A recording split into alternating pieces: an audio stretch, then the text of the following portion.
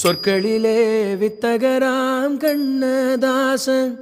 அவள் தொட்டதனால் ஆகிவிட்டேன் வண்ணதாசன் முக்கனியில் சக்கரையாம் அவளின் பேச்சு அது உள்ளத்திலே செய்திடுதே கொடுங்கோளாச்சு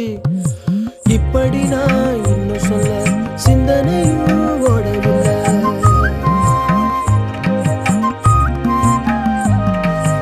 யாவும் அந்த புள்ள செஞ்சலில